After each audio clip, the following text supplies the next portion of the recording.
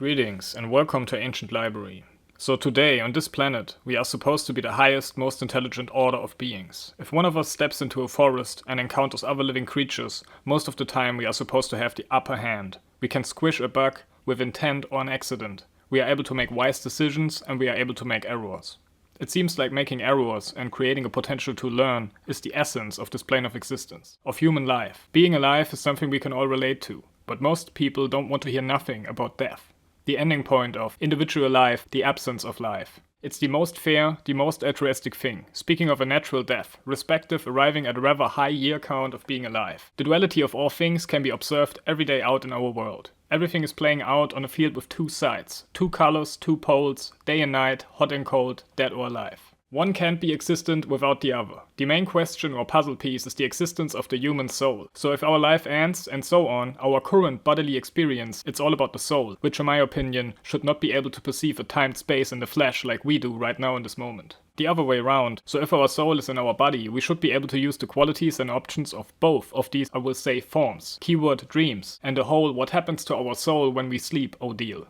And elite remote viewers which tell us that the soul comes back in our body if we are having an immersive falling experience shortly before we wake up. Surely a thing most of the people can relate to, at least on one occasion. The weird perception of time if we dream would also fit with my aforementioned theory, speaking of the non-existent ability of our soul, without the body, to experience time like we know it, or respective surfing on a one-way timeline like we apparently do right now. So before we proceed with the video, I want to give a quick disclaimer. This video about death is based on conjecture, healthy conjecture about a topic which is pretty unexplored, and real facts or evidence for certain claims are very rare to non-existent. After you watch this video, you still will be a bit more informed about different ideas and approaches on the subject matter. In the end of the day, or at our life, we die with that in mind what we believe, so regardless of how it really is. You at least explored different theories and deep thoughts about life, death, time, and the human soul. I will cover all of these subjects, but death especially is a very intriguing and important topic to ponder on. Not in a negative or malign way, but every living thing will die at some point, due to natural or unnatural causes. And it seems like one of the most important things in life is freedom. So every life is based on freedom of choice, and the permanent potential of cause, effect, and personal interactions. And every human will only live one life. If you die, it's over for this particular person. But listen carefully, this doesn't mean that it's all over for you. It's not a negative thing to die. It's the natural process of our soul, going through cycles and experiencing an equivalent of day and night. Your life is the day, the rest after is representing the nights. Yes, nights, the plural. If we extrapolate everything known from nature and physics, considering rhythms and cycles, it's to assume that if the soul is real, it's the significant connection between our lives, giving us new days, respective new lives, to experience personalities, and I would say advance our soul through these lives lived, and the consecutive rest period, which may is reflected as a certain period of time our soul is vacant from planet Earth, at least in form of living through a human body and getting all the impulses through senses, etc. This vehicle or hardware is providing to us meaning our souls at this point.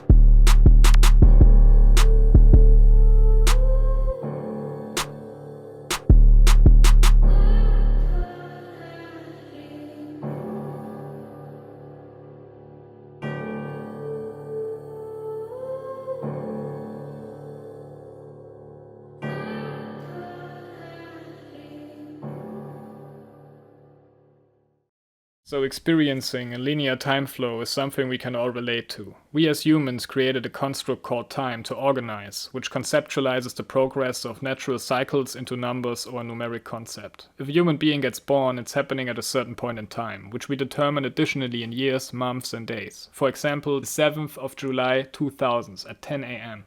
If a human being gets born at that exact point in time, It also receives a classification we stigmatize at an insanely high rate today, mostly known as a zodiac or star sign, which in this case would be Cancer. I won't elaborate much more on the zodiac sign subject, but I will say that the actual point in time in which a potential soul enters a body could have some significance, not necessarily represented by our New Age star sign classifications, but maybe in a totally different way of order or concept. I will save this for another tome in the future. So we get born into this world, which like I already mentioned is defined by a state representing a point on a spectrum of two sides, so it's smaller and bigger cycles running like clockwork together, creating a thing we call reality. We can pick and choose from an abundance of things in nature which are able to prove this to us. A random day is located somewhere in a cycle of 365.25 days, in form of a year, which is representing our planet moving in a spiral pattern, for us more perceived as a circle with a slight drift, due to the relation on how less of the thing we call time we actually cover in our rather short lifespans. We got a day which is 24 hours, a full rotation of Earth, and we can go further in both directions, which are more or less discovered by our current human society. Keyword attosecond, which most likely is the smallest unit or cycle we are able to measure, as of right now. If we go higher, the next thing is most likely relative to a year for a planet. If 365 days are something analogous to a day, it's the so-called Great Year, which is around 26,000 years and was named by Plato. If we go even further, we are looking at cycles of multiple thousand years and even higher patterns which we are not remotely able to perceive. But only human hubris could produce a thought of a scenario that nobody ever in the universe was or is able to essentially calculate these, I will call them,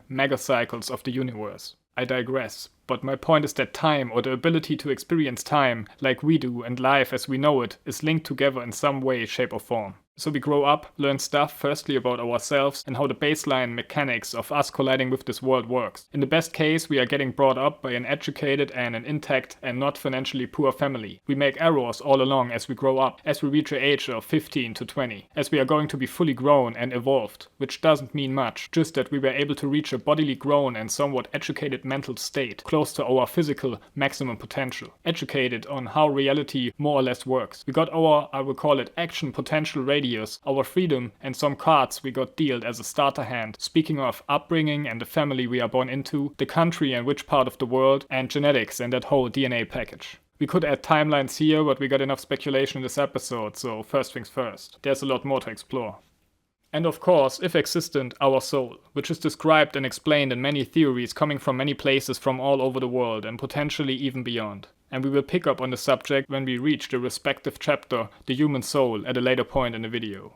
Life is common and it's fairly easy to procreate. Some people are having kids while knowing fairly less about their environment and their own reality. Additionally, many, I will call them successful acts of procreation, are unwanted and people are getting overwhelmed by cause and effect initiated by themselves, happening in their own sphere of the aforementioned action potential radius. So in other words, people are usually not getting their children without any of their own actions. My question here would be, is it really just like that? People procreate and a genetic rolling dice produces these Albert Einsteins and Nikola Teslas here and there. And that's essentially random lottery stuff. I know I'm simplifying here, it's not 100% dependent on just that, but some people are just brilliant and I will cover some approaches which are trying to explain how it could work if the soul is real and whatever else operating on a similar plateau is working in the background with intent to provide our individual lives with a maximum of possible freedom of choice and our potential to cause effects in our subjective range. So to have our impact on this world, which we experience as a certain person for a certain amount of time. Before we approach the next chapter, I want to end the ongoing one with a personal note which fits into the red thread of this essay.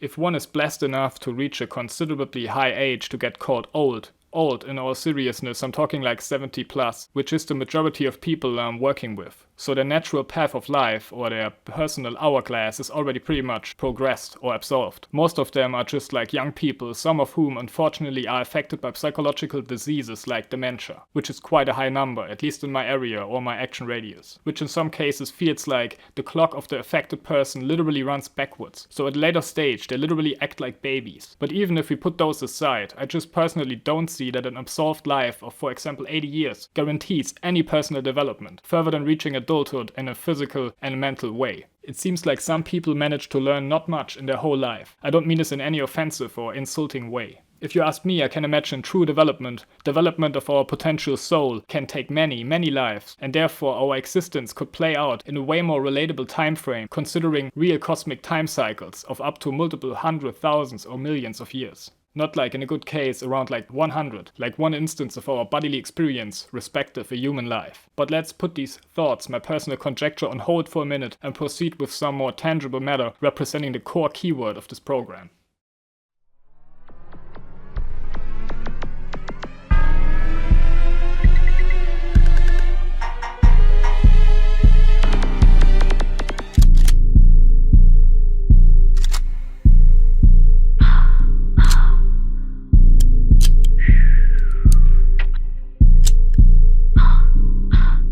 So this chapter will be split in two sections, which are natural death and non-natural death, starting with the first one, which is more a loose phrase than a real factual expression, because if we keep it 100% real, every death, even natural ones, got a specific cause. We only say it's a normal or natural death if the circumstances of the death of a person is somewhat justified, in terms of a very high age and no actual diseases or conditions, apart from the natural use of the body, which could cause death in many forms. But there's always a crucial organ which gives up first, may it be the heart via heart attack or the lungs via limited resistance, ending up most of the time in a pneumonia, as a common initiator for a so-called natural death. If we look at it from another side, visualizing an hourglass which runs out, finally, our time has run out. The average lifespan for men is 71 years and for women 76 years. These numbers are taken globally and it depends highly on the region, but women tend to get around 5 years older regardless of region and actual maximum years lived. But nowadays, it's actually pretty achievable to live up to 100 years, if you aspire to and got some halfway decent cards dealt in the beginning of your life. And even if not, most of the potential lays in our own hands. The actual time which we got available in one human life doesn't even remotely allows us to do all things possible, not even a fair share of them, and to experience all kinds of desired situations. So if we just certainly knew that this isn't our only experience on this planet, we could be way more focused to accept our fate and aspire to do things we deep down really want to do, day for day, lifetime for lifetime. I know the phrase as above so below is pretty simple and often used, but it's so fitting for all these rhythms and cycles which are intertwined in nature and beyond, in the macro and microcosms of reality. It's just tempting to project and extrapolate in theories and approaches allowing a concept of our soul which goes through those lifetimes, respective cycles in their own right, like the human spirit ladder or something along those lines. We will continue later at this point. For now, we will approach the second part of this third chapter, which is called non-natural death, cause and effect, war, unaliving, and misery. So for this chapter, I was originally planning to pull all kinds of numbers to visualize a representation of life to death on our planet. But there are so many different factors playing into this. Additionally, we can assume that these numbers are highly flawed in terms of actual accuracy. But you can be sure that every month 10 to 15 million humans are born these days, and approximately around 6 million die each month, to at least spare you a browser search. If these numbers are real, it's kind of fascinating considering how often occurring malign behavior causing senseless wars, brutal murder sprees, and even things like deadly diseases. For example, all the cancer strains for which we got little to no cure for. We are even seemingly getting more people on this planet day by day. This lets one think, is this all just population control? But like I said at the start of this chapter, these numbers are able to create a bizarre thought pattern, respective questions. It's clear to say that some people just have some fascination for humans who unalive people in high numbers. Doesn't matter if it's your parents watching a crime series on TV, or the glorifying or deadly tribalism in, for example, gang culture, also including things like drill music. For some people, there seems to be a certain fascination with people who conduct killings for whatever reason. There are whole subreddits for people who lost their motivation in life because their favorite killer rapper died while trying to get his 13th hat, meaning to aspire to create his 13th dead body. We got all kinds of deadly wars all around the globe, believe it or not, but there's countries out here which were able to conduct their 10th war in a span of under 15 years. Quite an achievement. Of course, people will always fight over things on a small personal level or in a huge continental war game. The one thing which makes them all more deadly nowadays is the access to better technology in terms of weaponry. Doesn't matter if it's the access to firearms on a personal basis or nuclear warheads in the hands of a country of questionable, I will say, integrity, whatever that means. Bottom line is, even with all these senseless acts of negativity, most of the time as a reaction to emotion and a state of being unable to be intelligent, we are seemingly getting more and more people each day. So if we turn this around, I'm pretty sure if we would stop all the senseless killings, we need to control our population, because I'm pretty sure it would get very, very crowded here on this already probably inhabited planet.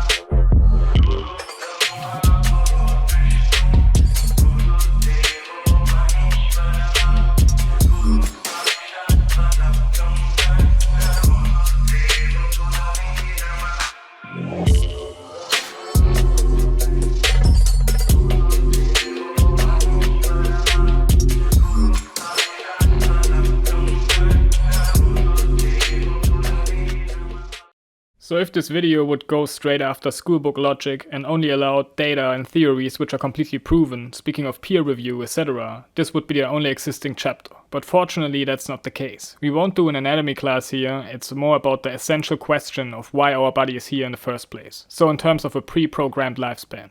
There are some theories out there talking about that the telomere caps, which are embedded in our DNA, are limiting our lifespan to a maximum of 120 years, which nobody really reaches. But somehow, a French woman got 122.5 years old. This is actually pretty close to the actual 120 years, considering accuracy errors and genetic mutations, which can have an impact on the maximum age. If you look at the whole list of alleged oldest people ever lived, it's really not that far off. Doesn't necessarily mean that the Anunnaki or something alike created us that way, but who knows? These questions will get covered in another episode. The body could be clearly a vehicle which makes our essential spirit able to experience this 3D space we call reality. In that case, it would be hard to prove inside the space or dimension which the body emulates for our soul or spirit. So I can accept hardliner positions which will not believe any spirit talk because they will never find any hard tangible evidence for it, at least with our current tech and general sophistication level. If our potential spirit could join this plane of existence so easily without the body, nature would most likely skip unnecessary steps like creating a body in the first place. So maybe we are at that point in time which symbolizes the beginnings of a kind of acceptance to explore possibilities which could really lead to discoveries of an existent human soul and more.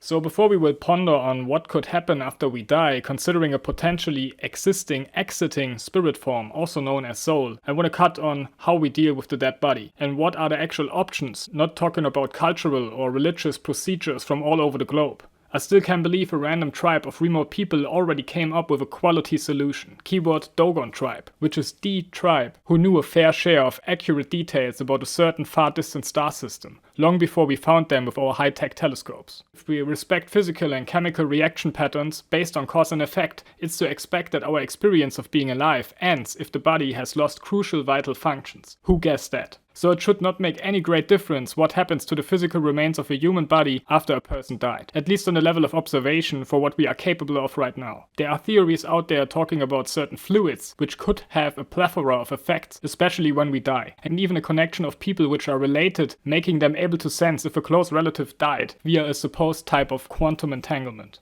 If you are unsure of what should happen with your lifeless body, I would suggest that with cremation you can't do anything wrong. A clean cut conducted in symmetry with the non-existence of ourselves and current vacancy from our bodily experience on this point on the timeline. You've just left. I don't think a rotten body 6 feet under would have any value at any point, or any advantages compared to a cremation. People can still go to the graveyard and think of their lost ones, if your skeleton is present or not. If you look at it closely, our current cult of grave digging could resemble a slight reflection of a death cult in form of stalling rotten bodies at a cemetery. This is my personal opinion, and I'm open for any more thoughts or theories on this particular subject of how to deal with the dead body.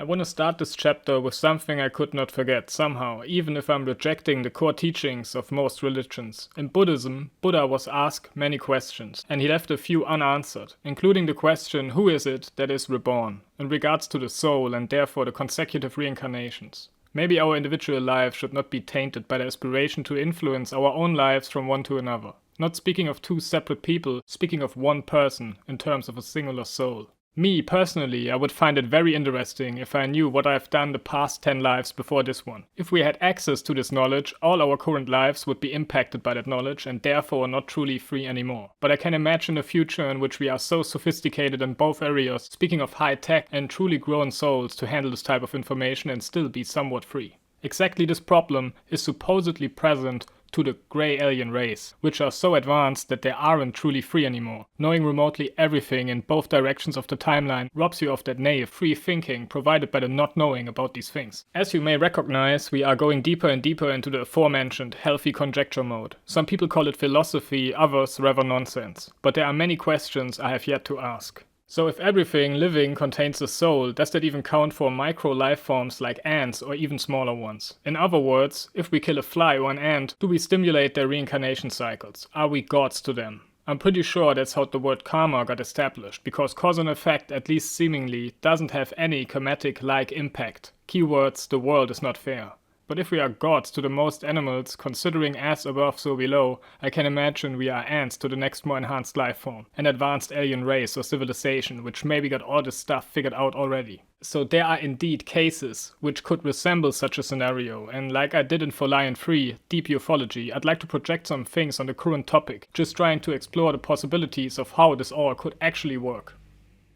I will put sources in the description box down below, but let me start with one thing which is attached to my mind since I've heard about it for the first time. So imagine you are getting 100 years old for this following exemplary calculation. In this literature it's been said that if a human dies, the human soul will rest for about 1.5 times of the time lived before getting a new body, which provides our soul with a truly new bodily experience. So if you reach 100 years, that would be 150 years. But it's actually saying about 1.5 times, which isn't really that accurate. In Tome 23, I've covered a few things about the golden ratio and the number phi, which stands for 1.61803398887. Could it be that the actual time is not 1.5 times flat, but the number phi, like in literally everything we got on this planet, living or not? At least to our limited knowledge. Just a thought here, since we ain't got any other potential point of orientation. The number phi could also be a connection to the general frequency of our planet, something similar like the Schumann resonance. So now we reach the funny part of the video.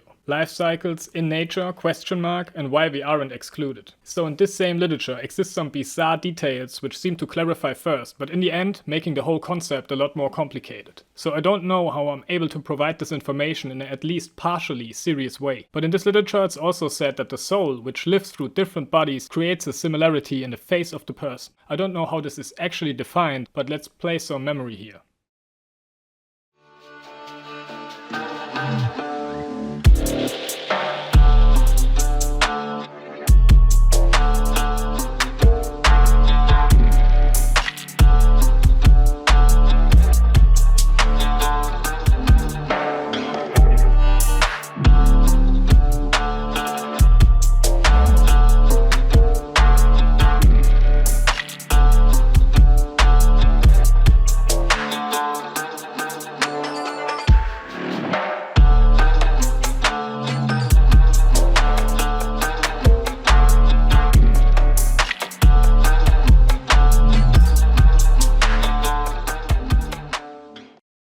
So here we got Louis XII and Vladimir Putin, and Louis XII lived in the 1400s and Vladimir Putin was born in 1942, 1952. So yeah, there's even a big time gap in between. If we use the aforementioned calculation, there could even be one lifetime in between. So yeah, we go to the next one, which is Donald Trump and George Patton. Donald Trump is born in 1946 and George Patton died in 1945 and lived for like 60 years. So yeah, if we go after this calculation, this is actually not possible. And the fun fact is like Donald Trump is born 6 months after Patton died. So yeah, it would be a very quick turnaround. The next one is Mesut Özil. This is a professional soccer player, and Enzo Ferrari, which is a race driver, was a race driver, a world famous one. And yeah, this is another funny one because Özil was actually born 2 months after Enzo died, which is in 1988. And he lived for about 90 years. So yeah, there's another one with a quick turnaround. So you can see here that people look similar, and this calculation is not working out really on in this memory game. The next one is Philip IV and Mark Zuckerberg. Yeah, they look quite similar. And Philip IV lived in the 1600s for about 60 years, and Mark Zuckerberg was born in 1984. So this could be actually possible after this calculation, but there could even be one more lifetime in between, same as Putin. The next one is famous actor Matthew McConaughey, which is born in 1969, and Dr. Andrew Sanders, where I got no exact data unfortunately, but he lived in the 1800s. So this could be possible, but yeah, we got no concrete data. And the last one, this is Jack Black, another actor who was born in 1969, and Paul Revere, who lived from 1734 to 1818, and this is the most accurate on this list so far, because it's actually pretty accurate if we do the math on this one, but yeah, still, this is just a little funny part on the video. So clearly this is all not really viable to prove anything, and some of these thought processes could be labeled simple-minded, considering people look more or less alike in some cases. And all these people are very well known, which enhances this effect. They get compared to a lot more of people. So this shows what happens if we try to understand things with way too less information. Of course, it still could be the case that Vladimir Putin's soul is the same one which lived through Louis XII's body, but we can't just look at similar people and use simple concepts and make it work in our head. We are way too primitive on a collective scale to really process these things. Still, without a certain aspiration, we won't reach any knowledge in time. So let's at least look at the stuff and see what we get. So there's information from a certain UFO case which seemingly got most of the answers for all these general questions we are talking about in this video. So let's rewind back to the beginning, like the moment human life is created, respective human procreation. I want to read a quick excerpt to enable a good initial access to the aforementioned material coming from the BMC case. So before I read an excerpt, I want to skip through some pages and show you some stuff, because if I read all of the pages, it's going to be a very long, boring video. So you can pause it here and read it for yourself as we skip through the pages. So this side is called Conception, Consciousness and Personality of the Human Being. And there's some baseline explanations here, what's happening with the female's egg, the male's sperm, and when actually the embryo is spiritually animated, which is, according to this literature, the 21st day, so the 3rd week. Actually, or after 3 weeks actually. So if we skip further here, there's a death section where they break down the death in clinical and brain death and give some more information in regards to the literature. Then this page is called Afterlife, which I'm going to read right now because it's very interesting and not that long. Afterlife. What is the afterlife? The afterlife is the time of the spirit spent in the spiritual reality. For the Earth human, this is normally 1.52 times his physical life. Which means that when a person dies at age 75, then the time of the spirit will be 114 years in the afterlife. An example, Jane Doe is born in the year 1925 and died in the year 2000. Then her spirit will reincarnate in the year 2114 for human understanding. This time seems very long, yet is in truth extremely short, since the spirit itself is totally independent from space and time in the material realm. In human understanding, material time and space are nullified in the spiritual realm. That's the truth. But it's absolutely so that also the spiritual realm has a space and time structure, but of a much higher order than the material space and time structure. This space-time structure in the spiritual realm is directly from creation itself, in which it exists and evolves. And this appears to people a realm of timelessness and absence of space, which is in fact not true, but only apparently so. There's no true void of space and time in the spiritual realm, because even creation can't think in a void of space and time, because it would be impossible to even start to think, since there's no time which can carry such a thought to completion. So on the next page, they talk about the spiritual realm, which I just mentioned. So this is like only the world in which the spirit is resting when it's not alive in a bodily experience like we are right now, apparently. So there's even like, I got the graphic here, which I showed in previous videos. And you can see all the stages, and you can read the text here, and there's even more information in the description if you're really interested into the details of this material. We go to the next page, which is about the so-called CCB, and I'm going to read that real quick here. What is the comprehensive consciousness block? The comprehensive consciousness block is a spirit energy created by the spirit form out of the natural creative laws and commandments. The location of the comprehensive consciousness block and the spirit form is in the human brain. It's in the colliculus superior, from which it penetrates the whole body. Both factors, the CCB and the spirit form, are connected in the human. The comprehensive consciousness block is the spiritual energy that drives the material consciousness and the material subconsciousness and material central consciousness, and it is present in the whole body. So yeah, that's pretty interesting. So according to this literature, there's the spirit form, and this so-called CCB, which is both like on a micro level and literally located. They literally tell us in which part of the brain it's located. So yeah, I guess that's pretty hard to get evidence for this, but yeah, we continue with the next page, which is the evolution in the spiritual realm, where they give some more data on this journey in the so-called spiritual realm. And yeah, they talk about gender and more natural processes according to the so-called laws of creation. And at the end, you see a death, date, and time calculation formula, which there's nothing coming down under this page, even though I screenshotted it. But I find it very interesting that it's just there. It's just sitting there. It's like they got a calculation formula where you can actually predict your own death or something. And yeah, it seems like somebody took it over the page but missed to took away the headline.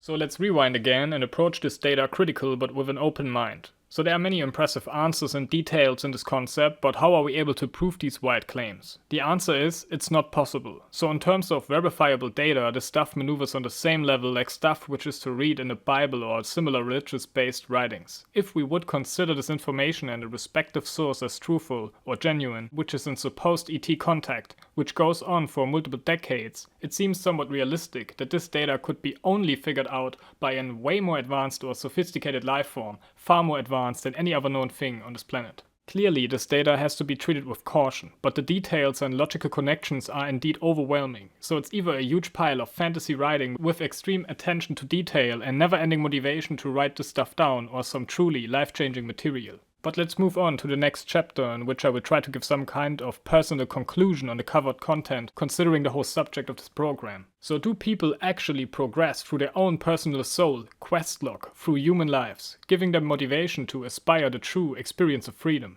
Seemingly, we are born into this planetary incubator, like billions of animals and other humans sharing a timeline with each other, sharing a reality with each other, maybe meeting people our soul has met before, creating a déjà vu type of feeling. If we surpass the usual surface questions, we are quickly arriving at a brick wall, symbolizing the inexistent evidence, and we have to lean towards a certain theory or just loose approaches. Therefore, we have conjecture. I want to touch on the previously covered BMC literature for a last time in this video. I mean, it would be great if we could access all this data and take it for what it is, and live our lives in a different, more relaxed way. We talked about life cycles and the supposed afterlife, and a mathematical formula multiplicating our lifetime lived with 1.52. Can be way shorter, I suppose, in correlation to the progression level of the spirit form itself. If you look at this picture, you can see an attempt to put this concept on paper, in this case, for the, I would say, main protagonist of the BMC, who is according to this data a special human spirit form, who comes back at a higher or faster rate. He is no god we should subdue to, but stands for a connection to another intelligent life form or species who isn't here for the first time. This spirit form or soul supposedly was the essence living through a lot of different impactful people on our near current timeline, and the respective interactions with a higher power are the same kind of ETs who conduct the contact which is providing us with this very controversial, at least perceived as such, information. So I'm aware that I've stimulated the boundaries of this whole spectrum of the conversation about life and death. Also the human soul, which is in my opinion the key factor.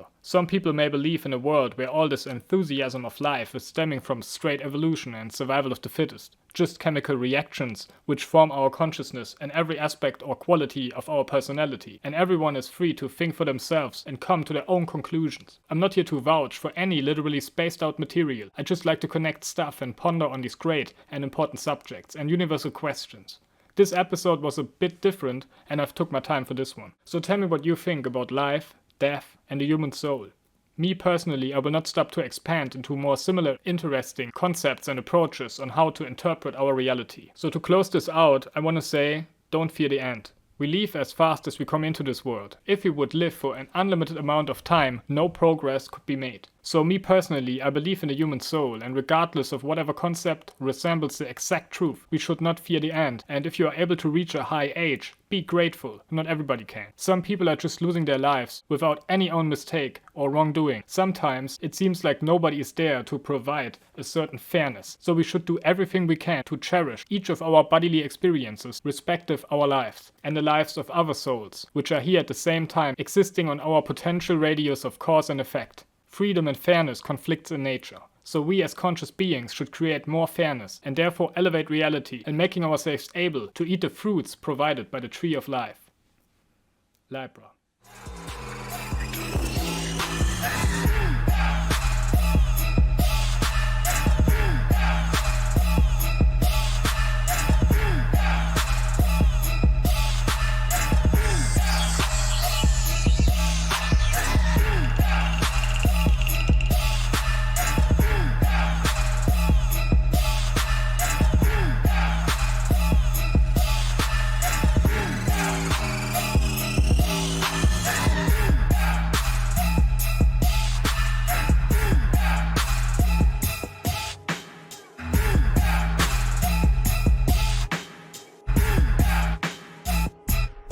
had to die.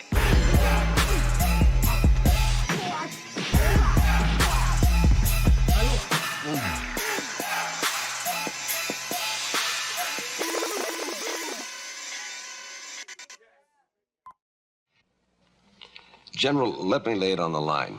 Are you saying, do you believe that life exists elsewhere in the universe? Yes, Mario, I really do. I think it would be very naive and really super egotistical on our part to believe that we're the only form of life in all this vast, vast universe in which we live.